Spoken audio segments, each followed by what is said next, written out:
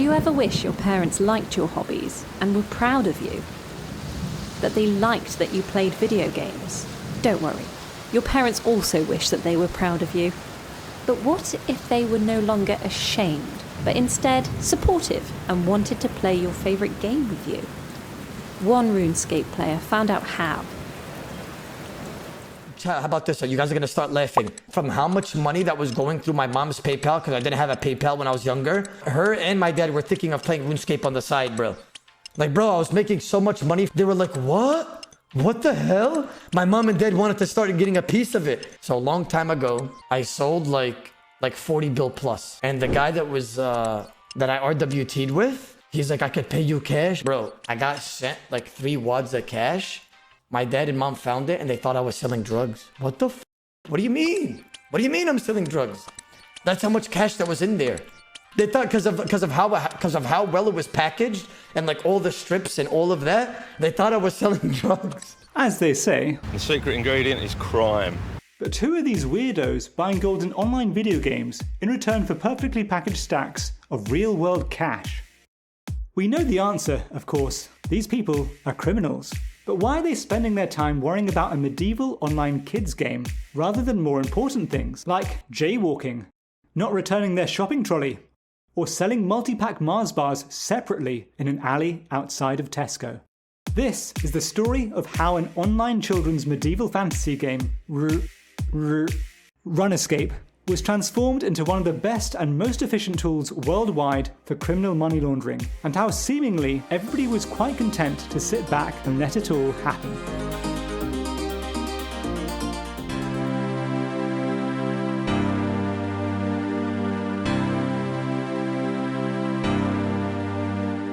You see, if you are a criminal, it's not the police you spend most of your time worrying about, it's not your victims. It's insane.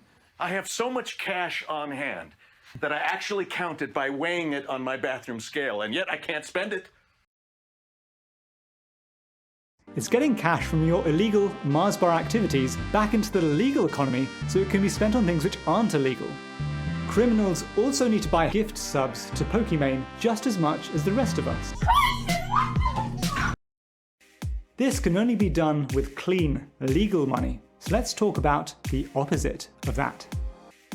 Originally, RuneScape and World of Warcraft Gold had some characteristics that made it very similar to Bitcoin. Tradable on the open internet, relatively untraceable, and convertible to real-world money when needed.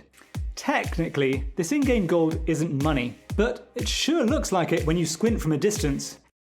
And it could be really useful to you if your hobbies aren't earning Gillinorian gold pieces, and you also wear a balaclava to work.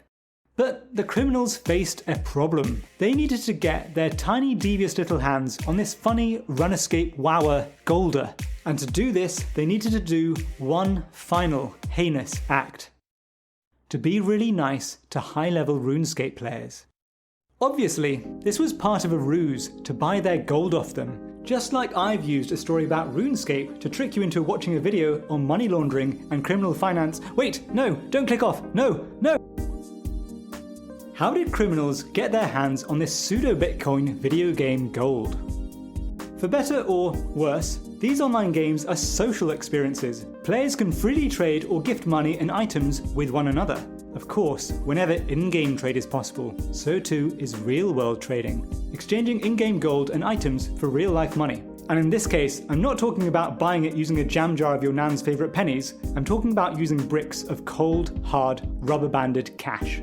And that's often exactly what happened. Just as we saw from Dear Odeblock in the intro, real-life criminals would approach wealthy players in-game or via chat and offer to real-world trade them their in-game gold for fat stacks of illegal, real-world cash. But hang on a second. Simply buying and selling gold in return for real-life money isn't a crime. Or is it? So here's the thing about real-world trading and money laundering. It's a bit like PKers and racists. Not all PKers are racists, but when a clan of them show up at revs telling you to sit, it sure does feel like a lot of them are. Not all real-world trading is money laundering, but a lot of it is. And unlike someone being openly racist, you, as a player, aren't going to be easily able to tell what is and isn't money laundering. You might be thinking back to the last time you were a nutty boy and bought or sold in-game gold. Many of us have been there, including myself, so allow me to explain. And if you stay with this video, I'll tell you exactly how to keep safe. Whether that's using the power of mum's credit card to deck yourself out in full torva, or sitting at Next for 12 hours a day as an alternative to getting a real job. The first thing to realise is that the mere existence of money laundering, the process of taking criminal earnings and disguising them as legitimate cash, makes crime much more profitable, which is why it's incredibly illegal. Look at this news story about Pablo Escobar. You know, the guy from Netflix. If you did a crime, money laundering makes it such that instead of watching all your illegal cash rot because you can't use it, you can instead use it for whatever you want. And it all appears entirely legal. Despite what you might believe, money in today's economy circulates in a relatively closed loop, with everybody inside the loop being mostly honest citizens and businesses, and those outside the loop being criminals. This barrier is mostly, looking at you Goldman Sachs and HSBC, enforced by banks, shops, estate agents, and anywhere else that some Essex fellow with veneers and his ankles out could show up to buy something. If you show up with thousands and stacks of cold hard cash, you're going to get asked some serious questions, and it ain't going to be dialogue that you can press spacebar to skip over either. Similarly, if you're receiving huge sums of money via bank transfer, you're also going to be setting off some major alarm bells for the IRL mod team. What criminals need is a way to bring illegal money across the barrier to get it inside that loop without attracting any attention, so that the money can then be used for legal purchases and that kind of stuff. In other words, sometimes a RuneScape girlfriend doesn't quite scratch the itch, and you want to buy gifts for your real-life girlfriend. So what's the solution here? The main way that criminals go about this is by disguising illegal cash as the honest proceeds of work or business. And importantly, for you, the person watching this video, young men and women, business owners, employees of legitimate businesses, these people have been the victims and accomplices in money laundering operations for time immemorial. It just so happened that online games like RuneScape and WoW gave criminals access to pretty much every single young gamer in an instant. And let's be real here, it's hard to blame the gamers involved for their actions. They're often, as we've said, a little bit naive and hugely excited to be offered a huge chunk of cash just for playing their favourite game. It's not exactly like we teach kids about terrorist financing at school, so let's talk about how it works. You, a criminal, reach out to a wealthy player of the game. This is generally pretty easy. There are plenty of chat rooms, forums, clans, and Discord servers where high-level players hang out, and you offer to buy some in-game gold off of them. You send them bricks of cash through the mail, and they give you the gold inside the game. And that is all it takes. In a single step, you've taken the dirty proceeds of crime, that cash you sent them, and exchanged it for legal but untraceable assets in the form of MMO gold. All that's left to do is to sell that gold to a gold trading marketplace who will then transfer the real-life cash that they give you for it into any bank account of your choosing. Just look at this.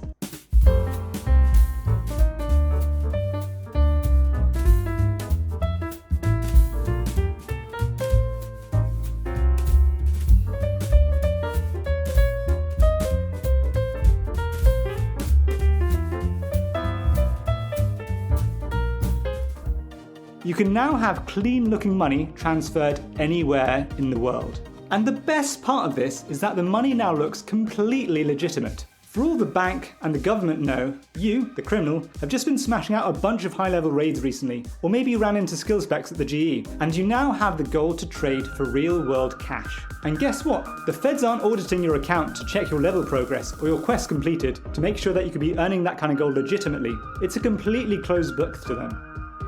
And so, by the end of the process, the criminals have completely converted their dodgy cash into traceable legal bank balances. But what makes this entire process insane is how everybody, not just the criminals, end up winning. Contrary to popular belief, gamers are not all exactly the same person sat in their parents' basement, covered in flaming hot Doritos dust. Apart from you, the person watching this video, you are. Gamblers, gold farmers, bot farmers, criminals, gold marketplaces, allegedly, even regular people looking to have fun play these games. And it turns out that there's a symbiotic relationship between all of them at every stage in the process. And to explain why, we're going to take a deeper look at the economy of a game like RuneScape and figure out where all these parties sit and how they tacitly support a system of illegality. Let's start off simple by looking at ordinary players. The inconvenient truth is that our research has recently highlighted 40 to 50% of our current active player base on any given month are buying gold from gold farmers. That was the ex-CEO of Jagex, the company that created RuneScape. A huge proportion of players want to pay for power by purchasing gold using real-life money. Do you want to guess why? In Old School Runescape, getting to max level will take anywhere between 2,000 and 5,000 hours, depending on minor considerations such as whether or not you actually want to have fun along the way. Paying for power in that context is hugely appealing, and ordinary players aren't always fussy about how they buy that power. We put these guys on the gold buyer's side of the diagram. But then we have the high-level players. These guys are the Leroy Jenkinses of the world. Absolute units, decked out head to toe with the best gear and max stats, looking like a bloody transformer as they cut down all the late-game bosses. But these guys can sometimes suffer from a first-world late-game problem. Given that they spend huge numbers of hours doing end-level content for insane rewards, they can sometimes end up with so much gold that selling some of it won't impact them. And so, they're a prime target for criminals looking to launder money. Plus, they're not exactly well known for having real jobs, so they're less likely to have completed that KYC and anti-money laundering training that Tracy from Compliance insists you do every 6 months. God damn it, Tracy! Next up though, we have the gold farmers and the botters. Whether they're playing manually on 10 accounts at once, or using bot scripts to play on 1,000, they both have the same problem. They both have a ton of gold that they'd like to turn into cash. That puts them squarely on the gold seller's side of the diagram. But because RuneScape and WoW are simple, light-hearted games where people can escape into a fantasy world, we also have to consider the gambling addicts. These people are sadly addicted to in-game staking and games of chance. Because they gamble until they lose, and because when they lose, they try to buy back what they just lost, they are often on the gold buyer's side of the diagram too. The player we saw in the opening clip, a RuneScape player by the name of Odablock, was at one point over $3,000 worth of RuneScape gold in debt because of an in-game gambling addiction. There's so much money to be made here, and so much money to be cleaned up using these games. In the middle, we have the gold marketplaces, the companies that buy and resell gold, taking a margin whenever they do. But note that players can and do trade with each other directly.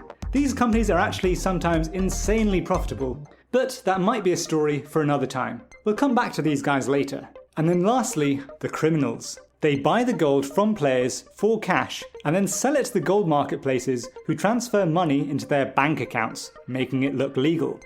And the crazy thing is how everybody here benefits. The criminals can launder their cash, the gold farmers have someone else to sell gold to, gold marketplaces get more business, and the game's developers benefit because there's more people online playing the game. It's one big beautiful system. Arguably, the only people losing are the regular players who don't buy gold, who see the value of their wealth eroded in-game by all the botting and gold farming that's going on. But money laundering via video games would prove so effective versus traditional methods, so cheap and so efficient that it completely changed the game for money laundering entirely. The real story about money laundering using online video games is how much more profitable it made crime. Typically, as a rule of thumb, any self-respecting organised criminal would set aside between 10 and 15% of their misgotten gains in the anticipation that this is how much it would cost to launder the cash. The classic venues for money laundering are things like nail salons, hairdressers or gacha shops, often the kind of shops that never seem to have any customers. Unless you're looking in their bins to see how much cut hair or nails they're throwing away, it's very hard to know how many legitimate customers, and therefore how much cash flow, the business actually has in a month. So when the manager or clerk goes to the bank with a stack of cash to deposit, no one can really tell whether it came from legitimate customers or some shady dude who dropped off 20 grand in cash a few hours earlier. But these forms of money laundering require you to run an entire legitimate business to launder your cash, paying rent, taxes, accountancy fees, electricity bills and staff, all of it. All of it costs money, and all of it is necessary to give the semblance of a legitimate business. When you add all of this up, it's incredibly expensive, hence that 10 to 15% figure that we saw earlier. But if we compare this to laundering money through online games, your main expenses are simply postage for an envelope or two, and perhaps the lower rates that MMO gold marketplaces offer for buying gold from you versus what you bought it for. Instead of 10 to 15%, we're looking at 2 or 3% or even less. And when you consider the existence of criminal organisations who exist solely to launder money and charge other criminals for doing so, you can see how this would have led to a Cambrian explosion in profitability for everyone involved. Money laundering via online video games became simply the best strategy available for cleaning dirty cash. It was insanely cheap. It was the best strategy. It was damaging video game economies for real-life players. So what changed? About a year ago, I tried to buy Old School Runescape Gold. Being a good little internet person, now doing the shadiest thing I'd ever done up to that point, I decked myself out in VPNs, burner email addresses, fake names, the lot. My payment went through, all was going well, until I had to provide a photocopy of my passport to actually receive the gold. It seems that at some point over the last 10 years, the financial authorities have started cracking down on gold marketplaces, requiring proof of identity before they transfer you gold or money. But in most cases, you can no longer buy or sell RuneScape or WoW gold without a passport or similar proof of identity. And yes, identity fraud is of course a thing that criminals can do, but most rational and successful criminals tend to commit as few crimes as they possibly can. It's best to stick to what you're good at, and the more crimes you commit, the more risk of prison time you face. So where does that leave money laundering via online games today? It doubtless still goes on, but activity has largely been driven away from the marketplaces and onto the dodgier Discord servers and so on. But for the rest of us normies, here's some advice. If you're going to buy or sell gold, do it via one of the larger online marketplaces, rather than some friendly guy you met on Discord the other day. Don't trade with random gold buyers, don't take the risk of committing a crime, and definitely don't accept large stacks of cash sent via post as payments. That would make your parents truly proud of you.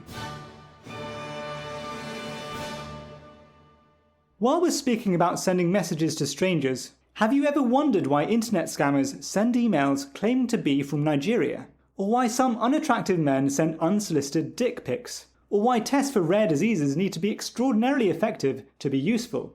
There's a hidden problem and a hidden shared solution behind all these problems. And if you click the video on the screen, I'll tell you exactly what it is and how you can use it in your day-to-day life.